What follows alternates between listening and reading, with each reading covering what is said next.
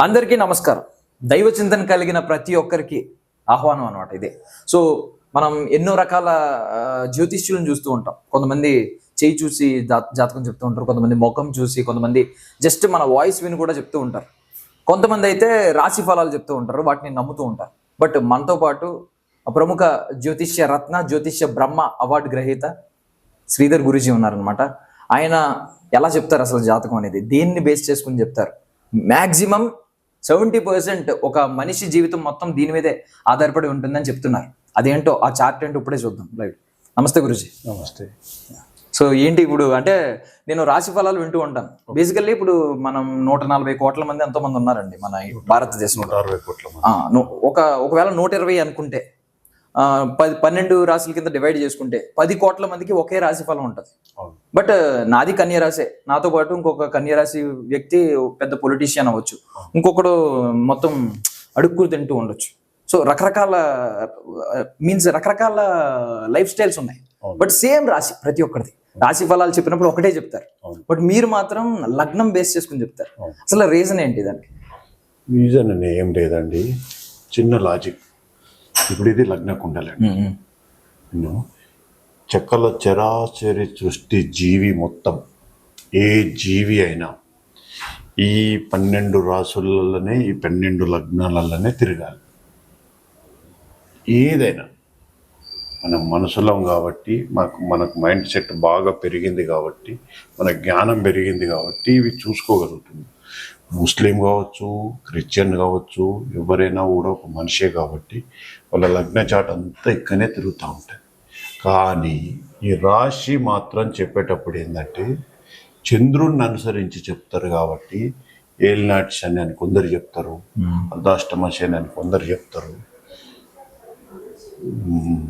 చిన్న శని అని కొందరు చెప్తారు, కుజదోషాలని కొందరు చెప్తారు.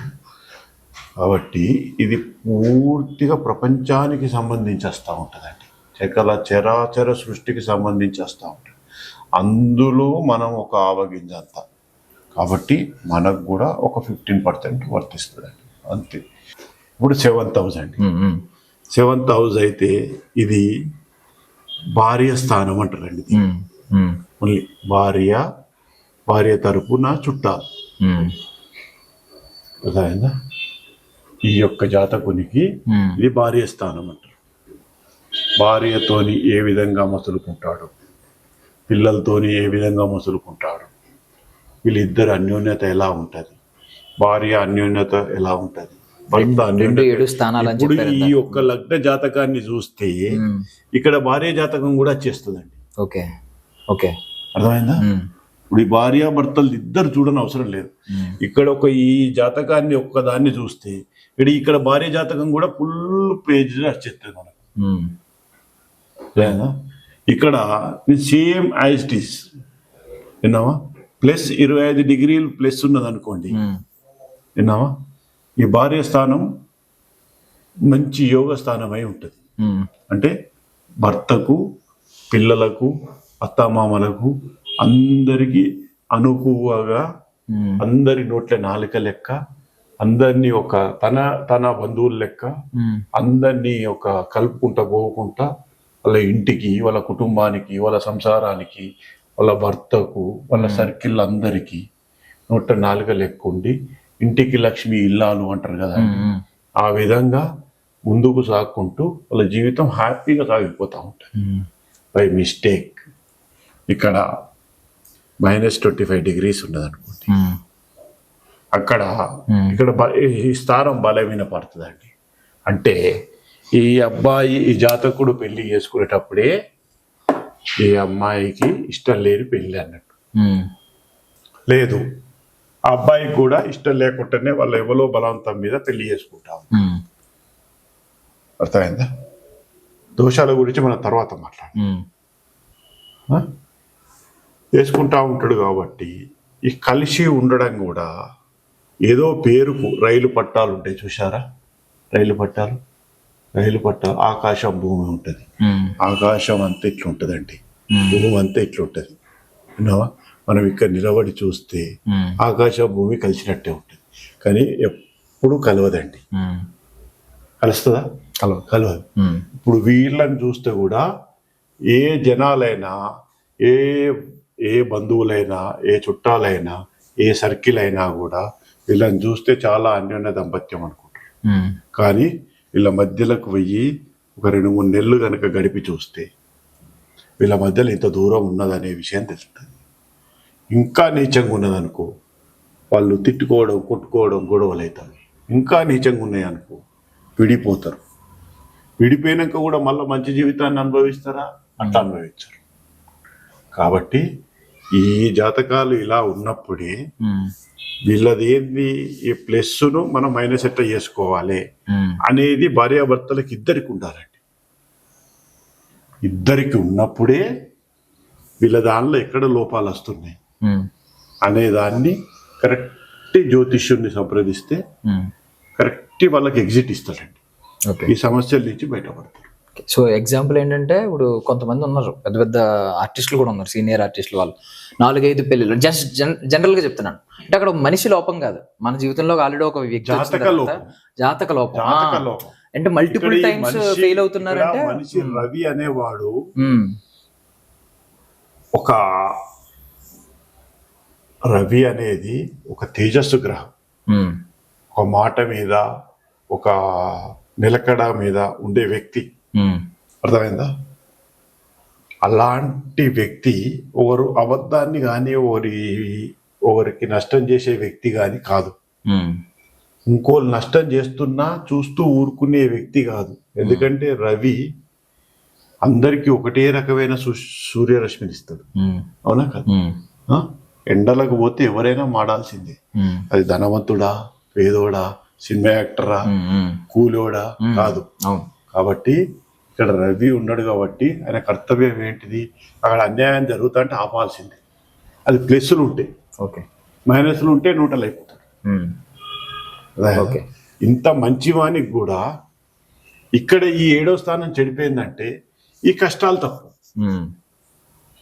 అర్థమైందా?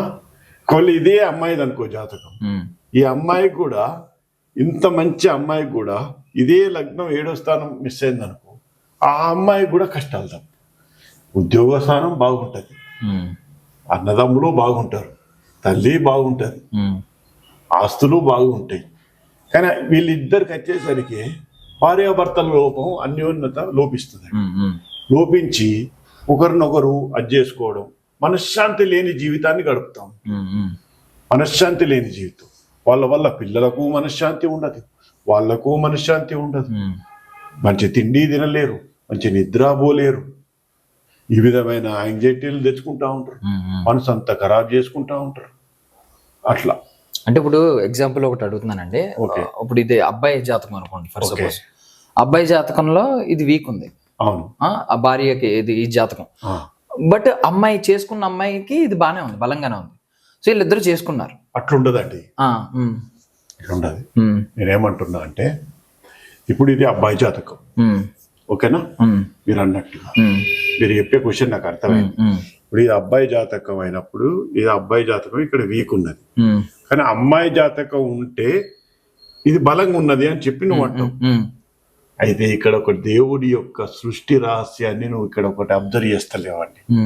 దేవుని యొక్క సృష్టి రహస్యం ఏంటంటే, ఈ అబ్బాయికి ఇక్కడ మైనస్ ఉన్నది కాబట్టి ఈ అబ్బాయికి సేమ్ యాజ్ ఇట్ ఈజ్ ఇన్ని యోగాలు కలిసిన అమ్మాయి, సేమ్ యాజ్ ఇట్ ఈజ్ ఇక్కడ మైనస్ ఉన్న అమ్మాయే సెటిల్ చేసి పెడతాడు. ఆల్వేస్ రెడీ బ్రహ్మ ఇక్కడ వీళ్ళిద్దరికి ముడేసి పెడతాడు. ఓకే, అర్థమైందా? ఆ లోపం ఉంటే ఇద్దరికి ఉంటది.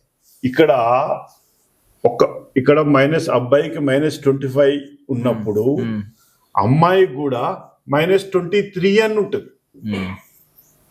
అట్లా అంతే తప్ప ఇక్కడ అమ్మాయికి ప్లస్ అనేది ఉండదు. ప్లస్ అనేది ఉన్నది అని చెప్పి అనుకో, ఆ అమ్మాయి నీకు డేట్ ఆఫ్ బర్త్ తప్పించింది అని అర్థం. అంటే ఇప్పుడు జాతకం చూసుకోకుండా చేసుకునే వాళ్ళు ఉంటారు కదా, జనరల్లీ అంటున్నాను. సో అలాంటప్పుడు ఏమన్నా ఛాన్స్ ఉంటది కదా, బై సపోజ్ అంటున్నాను.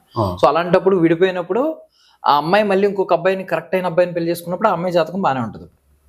ఒకవేళ జాతకం చూసుకోకుండా ఇద్దరు పెళ్లి చేసుకున్నారండి, అప్పుడు ఆ అమ్మాయికి మైనస్ ఉంది, ఓకే ఆ అమ్మాయి జాతకంలో ప్లస్ ఉంది, ఓకే ఈ అబ్బాయి జాతకంలో మైనస్ ఉంది. ఓకే సో ఇద్దరికి కలవలేదు. సో విడిపోయిన తర్వాత మళ్ళీ సెపరేట్ జీవితాలు మళ్ళీ స్టార్ట్ చేశారు. చేస్తారు. ఈ అమ్మాయి మళ్ళీ ఇంకొక అబ్బాయిని పెళ్లి చేసుకుంది, మేబీ హ్యాపీ లైఫ్ లీడ్ చేస్తుంది ఆ తర్వాత. అవును, సో మేబీ అలా కూడా ఉంటాయి కదా సినారియోస్. ఉంటాయండి, సో ఇది కూడా ఉంది నేను అనేది. ఉంటాయండి. ఇప్పుడు ఎట్లుంటుంది అంటే అండి, మీరు చెప్పింది నాకు క్లియర్గా అర్థమైంది. ఇది ఒక అమ్మాయి జాతకం, ఓకేనా? ఇక్కడ 22 డిగ్రీలు మైనస్ ఉన్నది, ఓకేనా? కానీ రెండో స్థానం మాత్రం ఇది భార్య స్థానం, ఇది భర్త స్థానమే, ఇది భర్త స్థానమే. కానీ ఇక్కడ భర్త స్థానం మాత్రం ఇది ప్లస్ ఉన్నది, ఇది మైనస్ ఉన్నది. అర్థమైందా? ఇప్పుడు ఇక్కడ వీళ్ళు విడిపోతారు, ప్రేమించుకుంటది, విడిపోతారు అన్నప్పుడు దీనికి చాలా కారణాలు వస్తాయండి. మనం వేరే ఎపిసోడ్లో మొత్తం చెప్పుకుందాం. ఒక కారణం కుజదోషం. కుజదోషం అనుడితోనే చాలా మంది కుజదోషానికి చక్కగా పోతారు.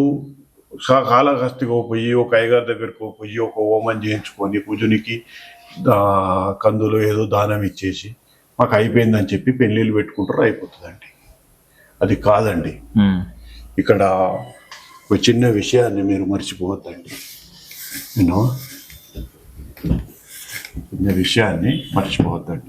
కుజుని విషయానికి వచ్చేసరికి ఇక్కడ కుజదోషం ఎవరికన్నా ఉన్నది అంటే,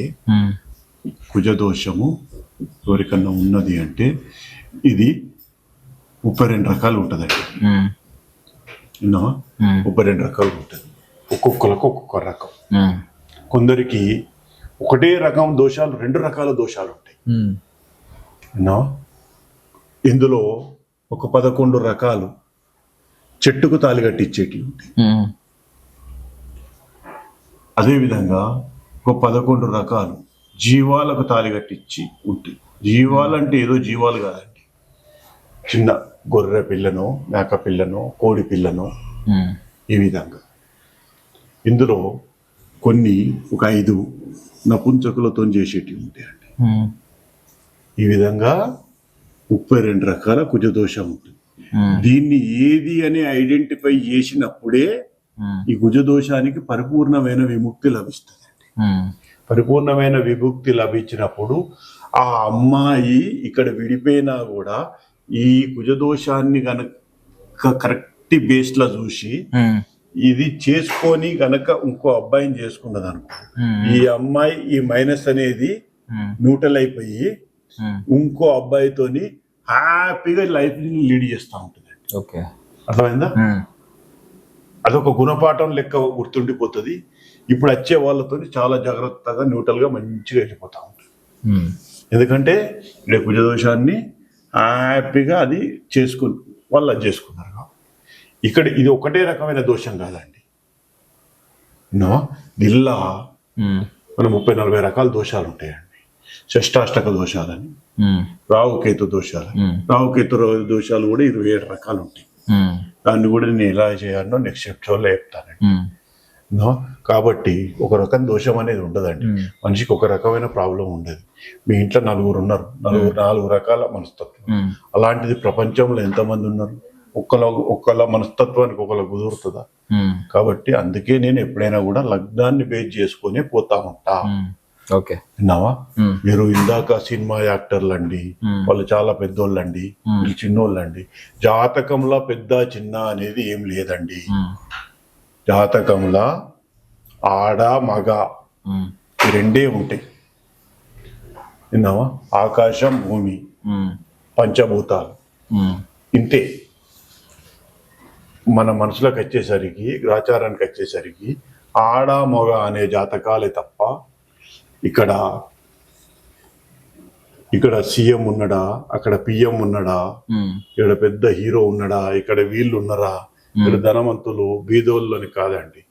ఒక్క పూట 2 పూటలు కారప్పొడితోని ఎల్లిపాయకారంతో తిని కూడా నాగలు దున్నేవాడు అనిల్ అంబానీ, ముఖేష్ అంబానీ కన్నా ప్రశాంతంగా ఉండగలుగుతున్నాడు. కారణం ఏంది? పొద్దున్నాక కష్టపడుతున్నాడు, వచ్చి గంజి నీళ్లు తాగి ఎల్లిపాయకారం నోటి గద్దుకున్నా కూడా మనకి హ్యాపీగా నిద్ర పట్టేస్తుంది. అవునా? అవును. భార్యాభర్తలు కూడా అంత సంతోషంగా ఉండగలుగుతారు. వాళ్ళు అంత సంతోషంగా ఎవరు ఉండలేరు. విన్నావా? అదే నువ్వు ఆ అద్దాల మేడల పడుకో, నీకు ప్రశాంతత ఉండదు. అవును. విన్నావా? అలా అని అందరికీ అంటలేనండి. కొందరు అట్లున్నారు, కొందరు ఇట్లున్నారు. కాబట్టి వాళ్ళ ఏదైనా కూడా వాళ్ళ జాతకాన్ని, లగ్నాన్ని అనుసరించే వాళ్ళ భవిష్యత్తును నిర్ధారించబడుతుంది. అర్థమైందా? వాళ్ళ భవిష్యత్తు అనేది ఎప్పుడైనా కూడా లగ్నం మీద నుంచే ఆధారపడి ఉంటుంది.